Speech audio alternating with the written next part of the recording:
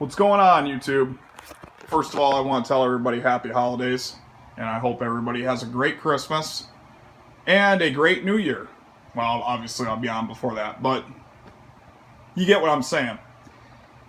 So this is probably going to be my final video on the Cincinnati Bengals. Yeah, I know you haters were hoping to say my final video ever, but sorry, it ain't that easy. So look at it this way. I'm going to tell you what I really think. It is to the point where, well, you guys knew I jumped off the ship a while ago. Actually, sooner than when I came out here and said on YouTube. That franchise is a sinking ship. And two things need to happen. Well, actually, the first and foremost, you know what the Bengal fans need to do? They need to boycott the team. Simple as that. Boycott them. Because that's the only way it's going to change. And after next week, Marvin Lewis has to be fired. He has to be fired.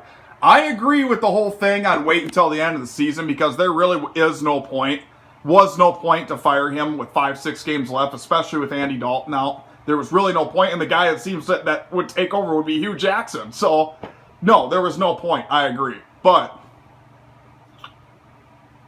the Bengals, I mean, like I said, the Bengals are always going to be my number one team. Always. But that doesn't mean I have to support them. That doesn't mean I have to go out wearing their colors. And it sure as hell doesn't mean that I have to support a mediocre product. See, growing up through my life, I was raised to do the best you can. And if you came up short, that's acceptable. But when you look at the Cincinnati Bengals, it's not like they're coming up short and they're doing the best they can. They're going through coaches like, hey, we just need to find a groove and better players, better receivers. The Bengal franchise knows they're mediocre and don't give a shit. If they gave a shit, they would not keep around Marvin Lewis for 16 years, who, by the way, is the only coach in NFL history to go 0-7 in the playoffs. The only other coach that's somewhat worse than that is Jim Mora, and he went 0-6. So, what level of expectation could you expect from anybody else? How could you expect anything when you see a franchise that keeps a coach employed for 16 straight years without one single playoff game? What rule could I say about any other coach? What could you say about any other coach as far as their expectations? There has been coaches that have gotten to the Super Bowl and gotten fired. The Philadelphia Eagles fired Andy Reid. Okay? The Bears fired Lovie Smith. Okay? And that's just a couple examples. Mike McCarthy for the Green Bay Packers, who won a Super Bowl with the Green Bay Packers back in Super Bowl 45. He got fired.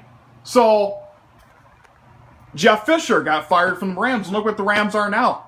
I mean, look what they've been the last 2 years without Jeff Fisher. So I see all these teams making moves, and then you look at the Bengals, and it's like, why does this guy have a job? What reason is there for him to have a job? The bottom line is when you got an owner like Mike Brown, who clearly don't give a shit about his fans. Mike Brown is like, how do I want to describe it?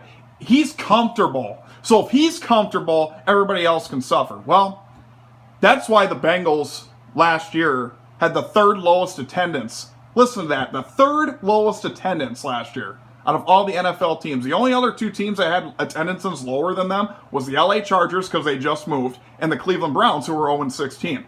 And not to mention Marvin Lewis, you're supposed to be a defensive-minded guru. You lost to how many rookie quarterbacks this year? You lost to Baker Mayfield twice, not just once, twice. When was the last time the Cleveland Browns beat the Bengals twice in one season? I can't remember the last time.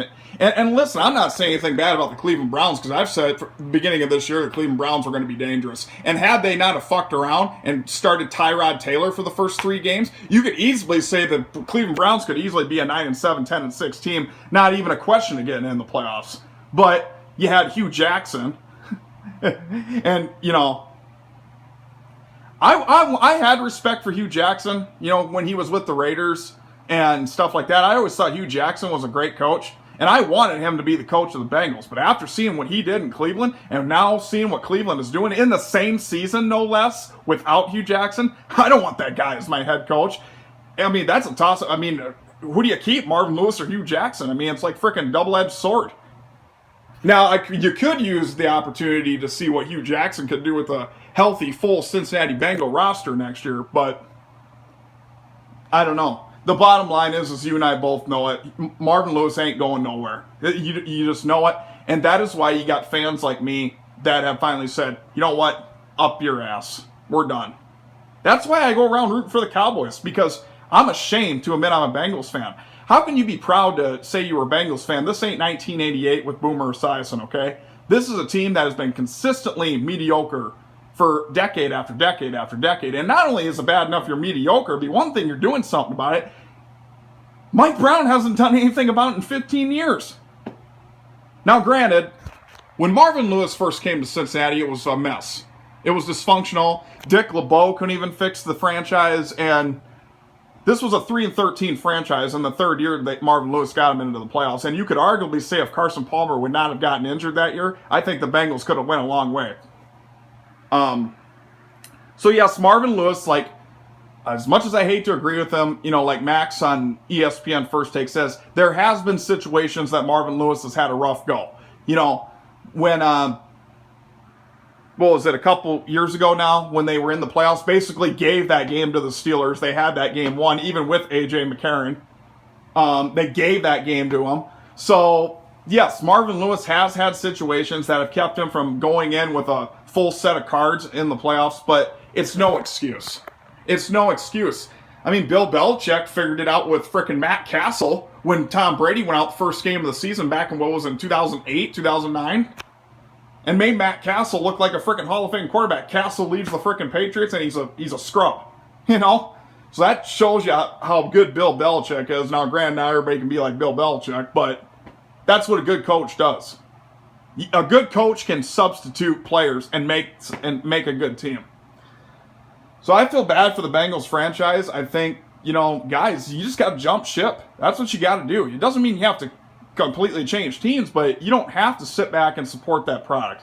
You don't have to go to the games. You don't have to take 3 or 4 hours out of every Sunday of your life when you could be spending it with your family, rather, to watch a frickin' piss-poor, pathetic organization that's the same consistently.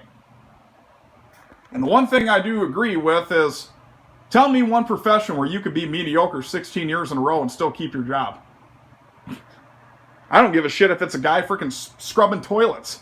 If you're consistently mediocre, you're fired.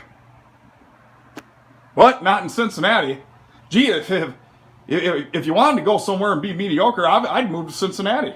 You're guaranteed to have a job there. No, I'm not saying it about the city. You know, I'm sure the city of Cincinnati is great. This is just a guy who just don't care. And and not to mention the last couple of weeks, you can clearly see this team has quit on Marvin Lewis. They do not give a shit anymore. If they're sending a message, they want him gone. So, and like I says, I hate to see anybody lose their job in general, but it's time. Marvin Lewis, good riddance. I doubt you'll be gone next year, but that's okay. I don't have to support you. So, and if you are gone, maybe it's Hugh Jackson. Maybe it's somebody else. I mean, something needs to change. But happy holidays, guys, and I'll check in with you soon.